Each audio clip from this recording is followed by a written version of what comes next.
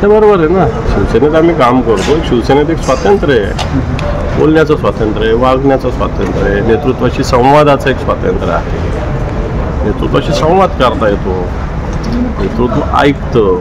निर्णय काय होईल हा वेगळा प्रश्न आहे, पण गळचेपी नाही होऊ शकत शिवसेनेत. शिवसेनेला लोक म्हणत असेल की वेगळ्या पद्धतीनं काम करणे, पण शिवसेनेसारखं लोकशाही शिवसेने पण ठीक आहे, लोकशाहीच्या एक मर्यादित संकल्पना शिवसेनेची आहे.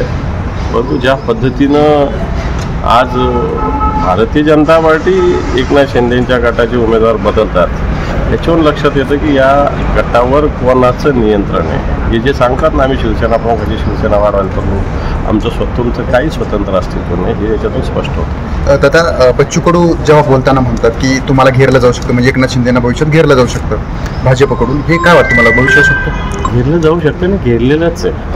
म्हणजे आता किती लोक गेले यांचे, किती लोकांना उमेदवारी मिळाली. तुमाने कटले रामटेकचे, बरोबर आहे, हेमंत पाटील कटले, भावना गवळी कटले, धैर्यशील मानेला विरोध करतातच आहे. ठाणे आणि कल्याण सहजासहजी त्यांना मिळत नाही. रत्नागिरी सिंधुदुर्ग त्यांना मिळत नाही. रायगड त्यांनी मागण्याचा प्रयत्न केला, काय झालं, कोणतं यश मिळालं त्यांना?